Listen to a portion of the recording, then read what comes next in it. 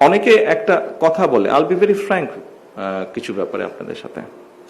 অনেকে একটা কথা বলে যে হ্যাঁ আমরা একদম জিরো টলারেন্স দুর্নীতিতে।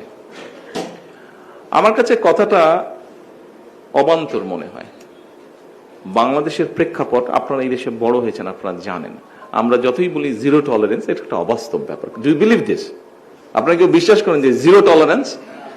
আপনারা বিশ্বাস, তো আপনারা যদি বিশ্বাস না করেন আমি কেন বিশ্বাস করবো এটা? বাট আমরা যেটা চেষ্টা করছি এই বিষয়টাকে যতটুকু লাগাম টেনে ধরা যায়। এত বছরের বিষয়টা আমরা 2 মাস 6 মাসে, 1 বছর 2 বছরে পাবো না। এটা একটা হ্যাবিটের ব্যাপার।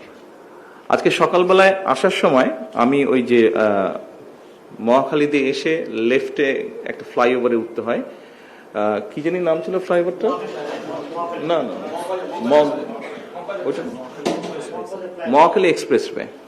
আমি যখন টোল দিয়ে সামনে বাড়ছি তখন হাতের বাম পাশে যে অ্যাপার্টমেন্টগুলো আছে দেখলাম একটা অ্যাপার্টমেন্টের ট্যাঙ্কি থেকে পানি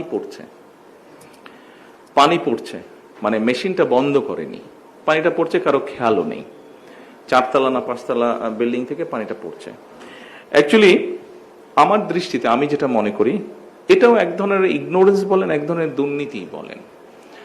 দেখুন গত কয়েকদিন ধরে সোশ্যাল মিডিয়াতে আমরা দেখছি যে ট্রাফিক আইনের যে বিষয়টি এখন যেহেতু এআই দিয়ে করছে, মানে ওইটা বর্ডার ক্রস করলে অটোমেটিক চলে যাচ্ছে, এটাতে অনেক মানুষ কিন্তু রিয়াক্ট করছে, হ্যাঁ আমি মাত্র একটু করলাম এরকম, তাতেই ফাইন চলে আসলো।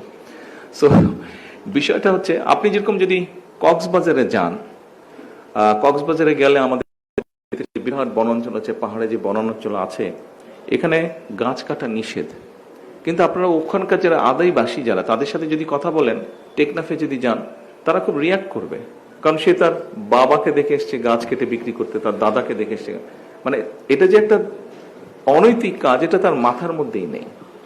এই জন্যই আমি কথাগুলো আপনাদের সামনে তুলে ধরলাম। আপনারা পারবেন, আমরা হয়তো শুরু করতে পারবো, আমাদের চেষ্টা দিয়ে শুরু করতে পারবো, কিন্তু টেনে নিয়ে যেতে হবে আপনাদেরকে সাকসেসফুল হতে হবে। অর্থাৎ মানুষের এই কনসেপ্ট, পারসেপশন, এই বিষয়গুলো কিন্তু বদলাতে হবে আমাদেরকে।